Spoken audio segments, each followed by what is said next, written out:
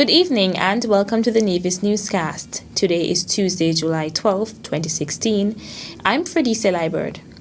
Two bills were debated today, Tuesday, July 12th, when the Nevis Island Assembly held its first sit-in for the year. Premier and Minister of Finance, the Honourable Vance Amory, introduced and had read the Nevis Special Development Loans Amendment Ordinance 2016. The bill was originally brought to the Assembly in 1988 to provide for loans of $14 million and was amended in 1989, 1993, 2000 and 2003 to increase the borrowings for the administration to $225 million. Since that time, Mr. President, we've seen an increase in the borrowings of the administration, which exceeded that amount of $225 million. And today we've come to get this Honorable House to provide the overarching legislating framework to permit the lending capacity or the borrowing capacity to be increased to $300 million. The Finance Minister also explained the purpose. Every administration needs to have the facility to make loans, to borrow on the market from international agencies, to borrow locally from the domestic institutions.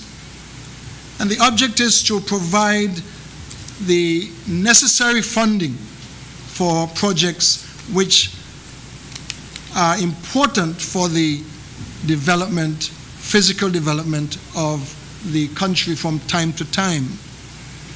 And these projects, whether it be for water, for electricity, for road construction, for construction of public buildings, these are necessary to improve the infrastructure so that the government can continue to provide the type of facility to ensure that its people are properly provided for in those areas of development. The authority to borrow also enables the government to create investments which create employment, Premier Amory said.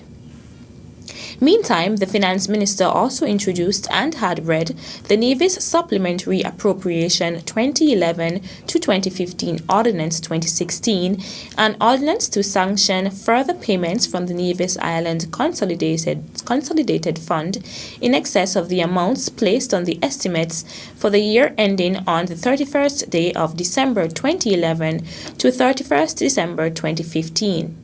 This is really just a tidying up required by the law where there is over expenditure which was unforeseen. And sometimes, no matter how good the budgeting process is, there are matters which will arise during the course of the budgetary cycle, during the financial year, which have to be addressed. And the financial instructions permit the Ministry of Finance to provide such authority until the matter is brought to Parliament.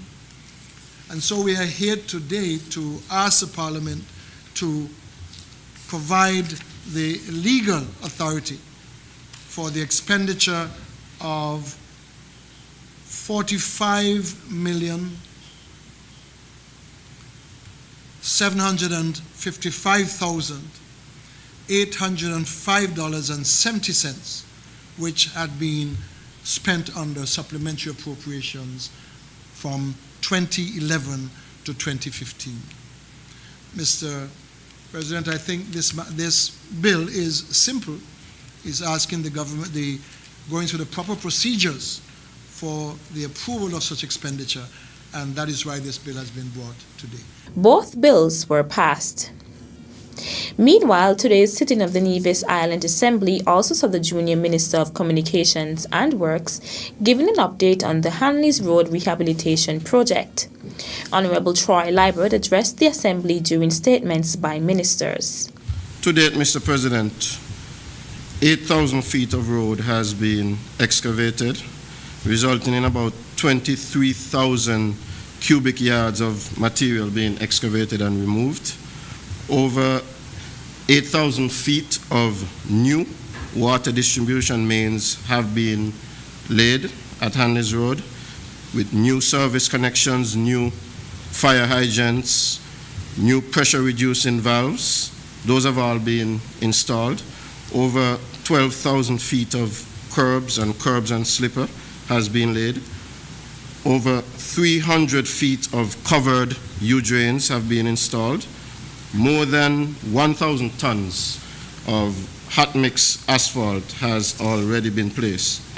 Mr. President, it is worthy to note that on this project, where we had to cut into adjacent lands that were elevated beyond the level of the road, retaining walls were built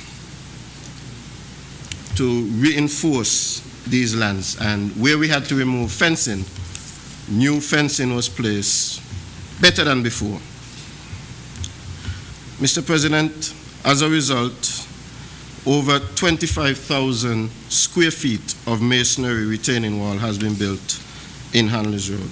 The work, according to Minister Liburd, is being done by local contractors at significant savings to the people of Nevis. As of the end of June of 2016, the total expenditure on this project stood at $5,427,134.89. That's hard costs. That is monies that the government actually had to pay out. The Public Works Department has factored in some soft costs. These are monies that were not actually paid out by the NIA, and have put the total cost of the project as at the end of June 2016 to $6.5 million, and that's EC dollars, Mr. President. It is expected that the total cost of the project when finished would be well within the estimated cost, Mr. President. According to Minister Liburd, major works on the Hanley's Road Rehabilitation Project, which commenced in March 2015, are expected to be completed by the end of July. Meantime, the public is advised that the Public Works Department will, over the next 2 days, be undertaking asphalt paving works as part of the Hanley's Road Rehabilitation Project. As a result, the portion of Hanley's Road Main Road from the Charles L. Walters Community Center towards the Indian Castle Racetrack will be closed from 6:30 a.m. to 1 p.m. tomorrow, Wednesday 13th and Thursday 14th July. All road users are asked to exercise extreme caution when approaching this area and to pay special attention and adhere to traffic diversion signs. Still to come, for those chefs who operate their own business, I can certainly see that their dish should become part of their regular menu. The details after this break.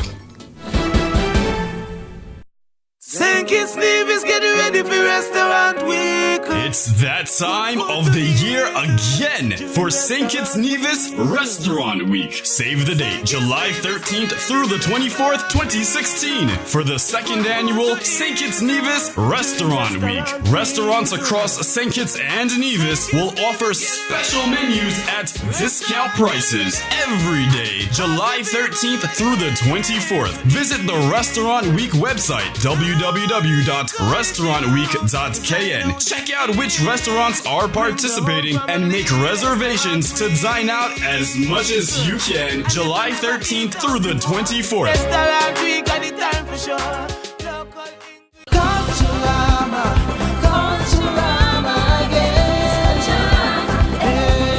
Celebrating the old, showcasing the new. It's Culturama 42. Experience Essel Hosford, Miss Culture Queen Pageant, Miss Culture Swimwear Contest, the TDC Senior Kaiso Contest,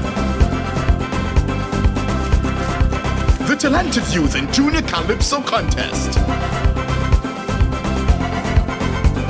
hello, the Mr. Cool Competition, great music at the Soca Monarch Contest, the Cultural Food Fair, and the Grand Cultural Street Parade. Culturama 42, July 21st to August 2nd, the Caribbean's greatest summer live. Visit us online at culturamanivis.com and on facebook.com/Nevis Culturama Festival. Welcome back. For those chefs who operate their own business, I can certainly see that their dish should become part of their regular menu on a regular basis. So I would want to encourage them to do that. Chef Franklin Daniel with his mango barbecue sauce. I'm hoping that this can be one of the sauces that he offers on a regular basis. Chef Cleo Hanley Walters, her roasted breadfruit and saltfish and mango salad, that was excellent. I can see myself going there on a regular basis just to have some saltfish and breadfruit salad with mango sauce. So overall, I think those persons who created and who have avenues of sharing outside of the Mango Festival their dishes, I would certainly encourage them to do so. Director of Marketing at the Nevis Tourism Authority, Devon Liebert, commending local chefs who participated in the recently held Nevision Chefs Mango Feast held at Wally Beach. The Nevision Chefs Mango Feast was one of the activities for the Nevis Mango and Food Festival.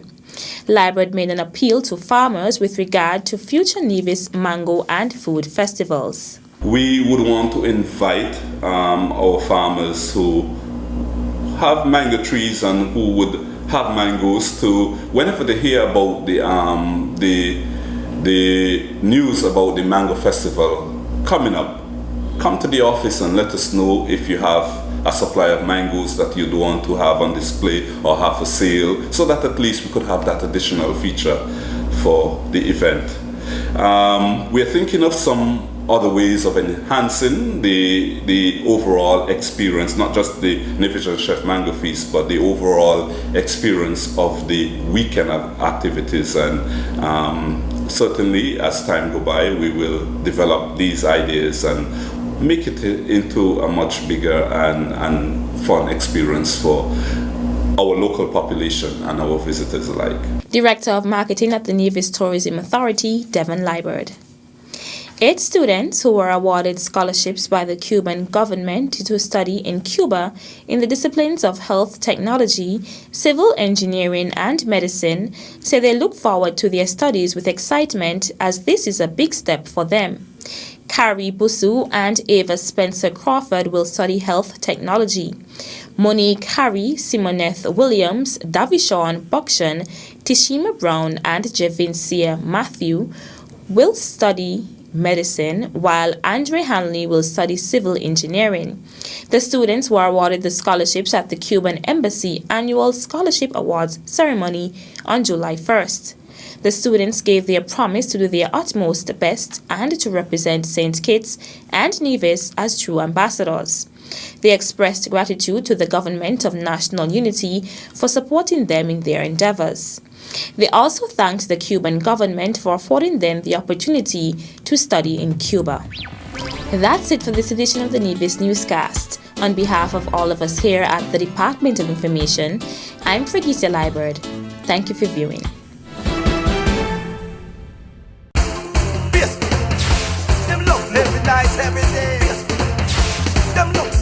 Listen up. You can now join NTV on Facebook.